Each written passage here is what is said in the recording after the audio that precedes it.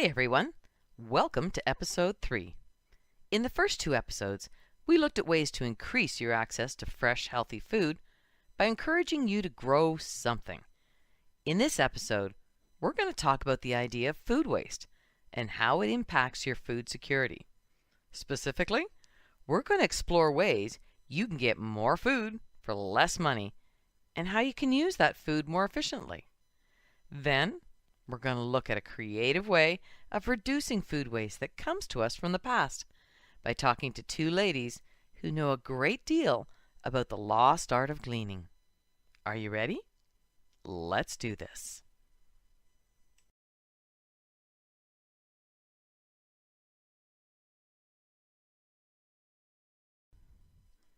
Food waste is a huge problem that directly impacts food security for everyone, everywhere.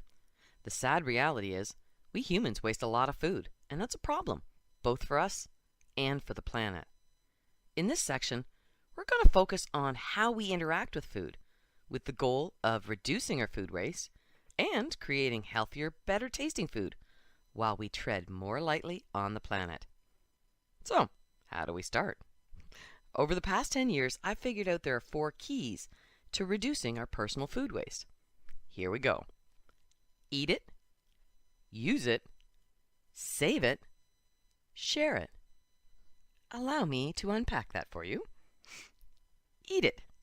In this case, I'm not just talking about the old clean your plate lecture. While that is important, I'm actually talking about looking at food to see how we can eat all of it. A really easy example is beets and beet greens. When I was a kid, I ate beets all the time. But I didn't realize you could actually eat the beet greens until a few years ago, and now it's my favorite part. So, wherever possible, eat it all. We get more food and less waste, and that's good for everybody. Yay! Number 2, use it. There are lots of ways you can reduce food waste and create better food for yourself by making sure you use all of what you have. Really simple example. After you eat the roast chicken, use the chicken bones to make soup stock.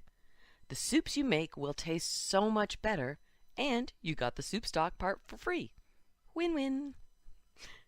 Save it. Saving food can range from freezing that extra soup you just made, or some spaghetti sauce, or maybe canning peaches or making jam or pickles. The trick is to find the techniques that work with your skills and your budgets, and then go from there.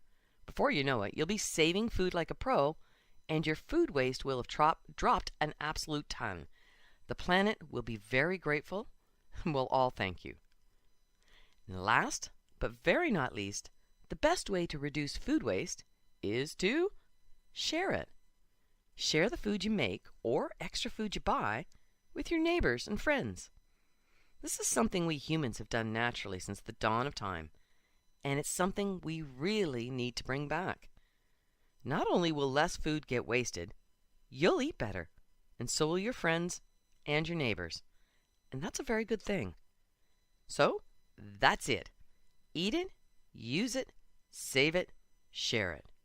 If we all do a little bit, things get better for everyone.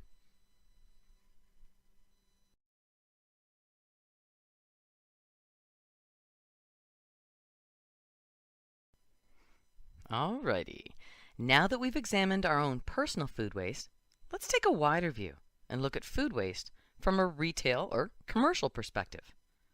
When I first started learning about food waste, I came across a documentary called Just Eat It, and it completely changed the way I looked at food. The film followed a husband and wife team who decided they would eat only food that was designated as food waste for 60 days, and the results were startling. Their journey took us inside retail food and showed just how much good food was getting wasted every day. After watching the film, I became inspired to see what I could do as well. One of the most important things I learned from the documentary was that the practice of labeling food with best before dates had nothing to do with food safety and everything to do with moving more food product. Armed with that knowledge, I started actively looking for deals And the result was a win-win, where we got more food and less food ended up in the landfills. The key with buying food that has been on the shelf a little bit longer is to use it, save it, or of course my personal favorite, share it right away. That way none of the food gets wasted, which is kind of the whole point. The problem with this plan is that getting to the store and combing through the aisles for those deals can be very time-consuming and challenging. Thankfully, technology is being used by very clever folks to address exactly that issue, making the process of finding food deals a whole lot easier. Apps like Flash Food allow users to see what food items are being marked down without even going to the store. It's really quite brilliant. The store creates a list of available items and puts them online. You go through and buy what you like, and then pick it up when you're ready. The store gets a double win because they're going to sell more of their marginal food, and they create yet another reason to bring customers into the store. You, the consumer, win because you get an easier way to find cheaper food, and of course my favorite, the planet wins because less food gets wasted. It's definitely worth checking to see if there are apps or online ways in your local area to access food that's been marked down. And if there isn't, think about starting one. It doesn't look like it's all that hard. Of course, there are also a multitude of other everyday ways to change potential food waste into fabulous food used. Pick up that day-old bread at your local bakery. Or maybe offer to buy the less than perfect fruits and veggies from your local greengrocer or farm stand. Indeed, there are literally an infinite number of ways we can engage with our local food systems to reduce food waste. The key is to become more mindful of our own food waste and then transfer that awareness to the community level.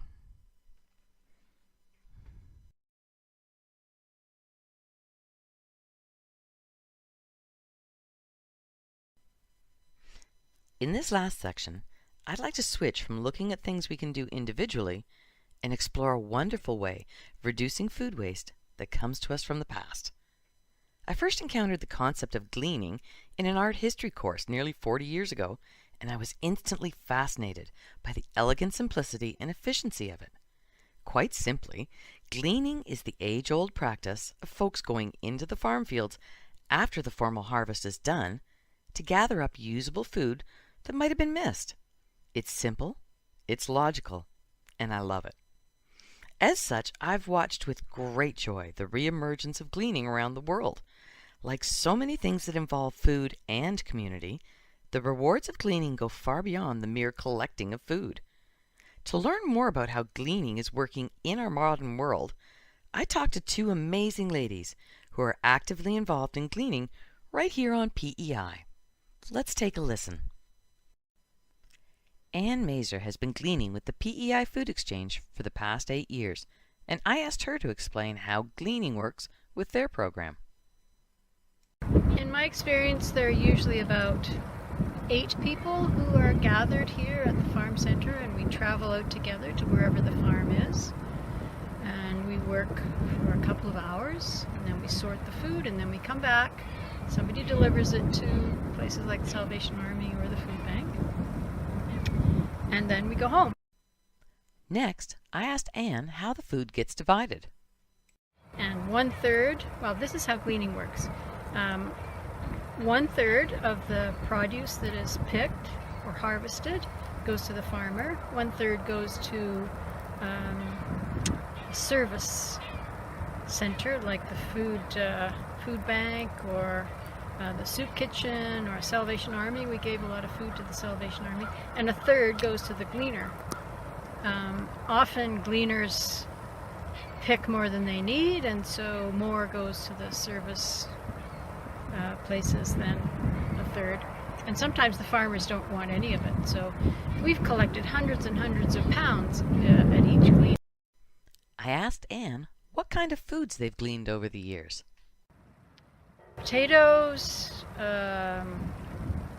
beans, green beans, yellow beans, dried beans, carrots, onions, as I said, spinach, rhubarb, and then there were some unusual kinds of radishes the one time that we went to get. Cabbage, gosh, you name it. Not lettuce. I don't remember ever getting lettuce.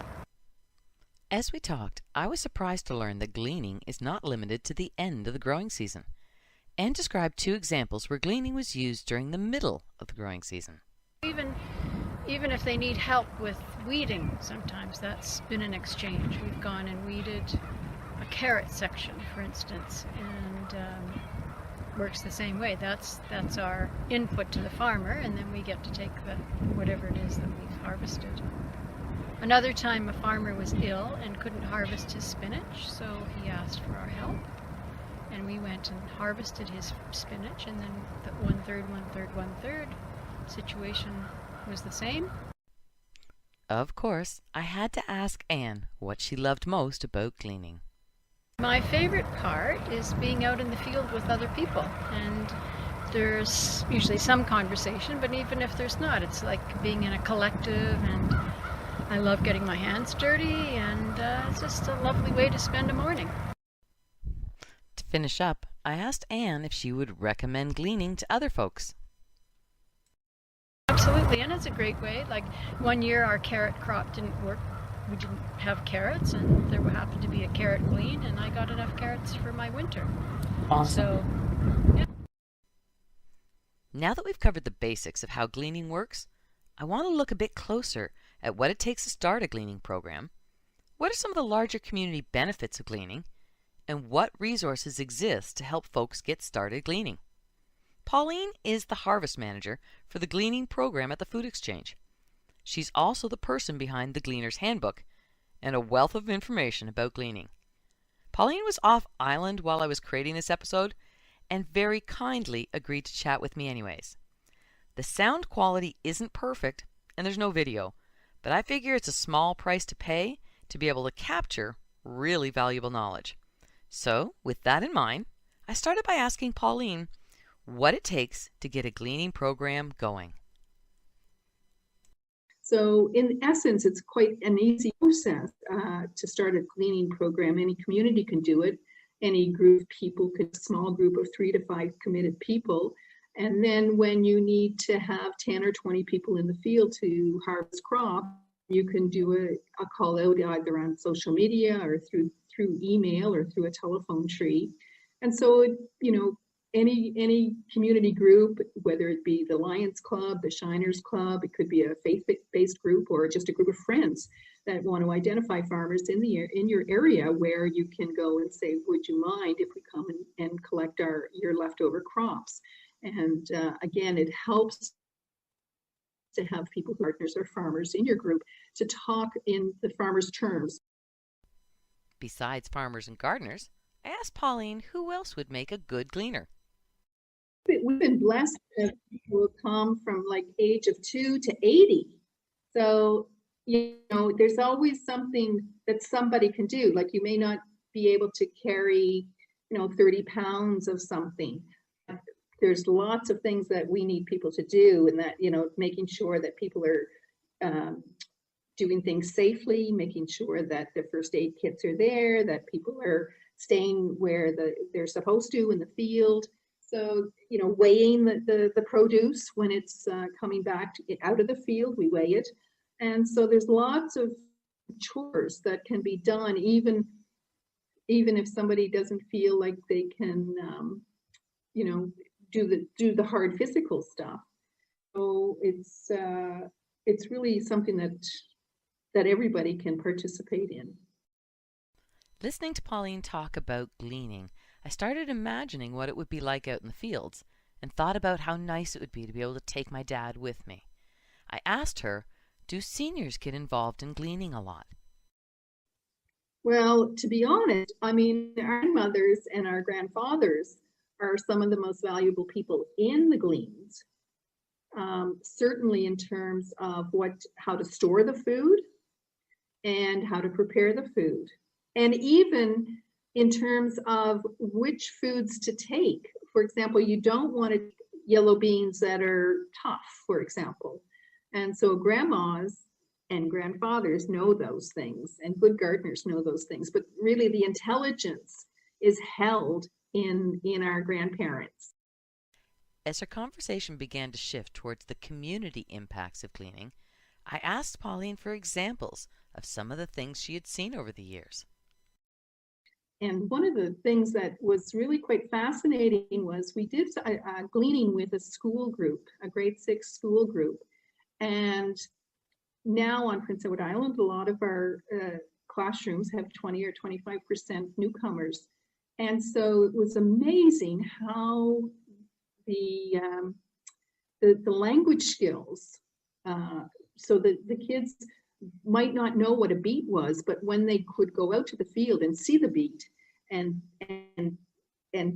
stand up and say, yeah, this is a beet. Oh yeah, we eat these in Russia, but I didn't know what it was called. So it's amazing. And I think that is something that we'd like to explore more, is to have gleaning as part of the school program. And also the kids loved the fact that they could take the food home and prepare it with their parents or with their grandparents. They were helping other people in the community, that 1/3 of what they had picked would be going to people who might not otherwise be able to afford fresh produce. So there was lots of learnings from that aspect. I love that example. The idea of taking a classroom of kids out to a farmer's field and getting them to be able to glean is amazing. Learning about food, learning about how it's grown, communicating with each other, learning language, connecting. Brilliant. I had to know more. I asked Pauline for just maybe one more story. Also been really interesting to have newcomers in our gleanings, because they harvest and use the food quite differently than we do sometimes. And so that builds a cultural exchange, again, around the common food of the common theme of food. So actually, the power of food to build community really becomes quite strong when you're in the field, and when you're gleaning, and when you're talking about food and what you're going to do with it and how you're going to process it and how you're going to eat it. It's quite wonderful as a community builder. While we were talking, Pauline explained why it's essential to have farmers or experienced gardeners as part of your gleaning program. These folks are important as liaison to the farmers because they speak the same language. They can also tell if a field is suitable for gleaning and how best to glean it. Their knowledge can prevent damage to fields or crops from the gleans, and they keep the relationships with the farmers positive. It's that kind of understanding of farming and agriculture that prompted the creation of the Gleaner's Handbook. The handbook is available free as a PDF on the Food Exchange website, and I asked Pauline to describe it for us. Year of gleaning, we decided we would do a training manual, or a handbook, we call it, and that sort of gives a checklist of what the harvest manager and the harvest administrator should be doing, and it also gives a release form. We talk to a lawyer to find out what we should include in that release form, and again, that basically says that the gleaners, won't sue the volunteers, won't sue the organization, won't sue the farmer, and these are sort of the needs of the 21st century, because our society has become a lot more litigious. So there's an example of that in our gleaning handbook. And also some crops, normal crops that we would glean, it gives some instructions on how you should harvest those crops. Those would be the most normal crops that we would glean. And then, a checklist, a quick one-page checklist for gleaners to make sure that they're doing the things that they should be doing. We also try to keep new gleaners with more experienced gleaners, a buddy system, so that there's, to help ensure no damage to the crops. And so the Gleaner's Hand is a handbook that communities can take and look at and see what suits them and take from that handbook in order to start their own gleaning programs. Speaking with Pauline, it was easy to understand the appeal of gleaning. While it helps to have a few folks with a bit of special knowledge, gleaning is something that reaches across ages and cultures, and it helps join us together. It's a great way for folks to learn, connect, share, and grow. With all her gleaning experience, I couldn't resist asking Pauline what she loved most about gleaning. What I love most about gleaning is the joy that it brings people.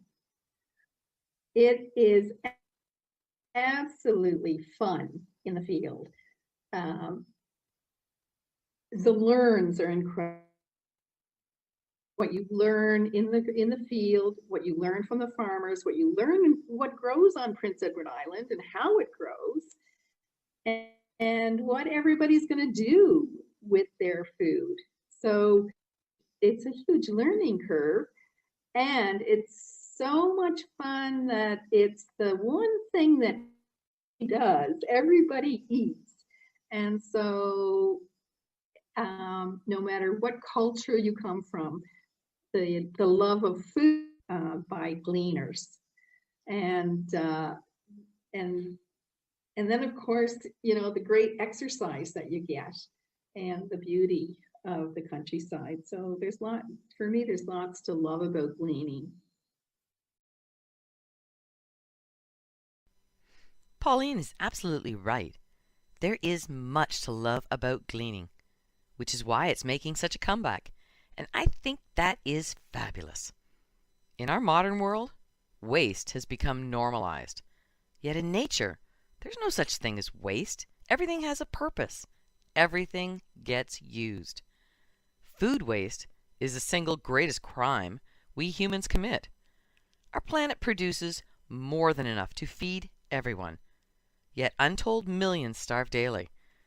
And while we can't control what the mega food corporations do, we can control ourselves. And reducing our food waste personally and at the community level will change the world. One last thought. When Pauline and I were talking, several times she mentioned the importance of building trust, specifically between the farmers and the gleaners. The farmer must trust that the gleaners will respect the land and that they will work with it wisely. Trust is also essential when it comes to sharing food, especially with neighbors or folks you've just met. The first time you offer your neighbor some fresh-baked cookies, it might feel weird.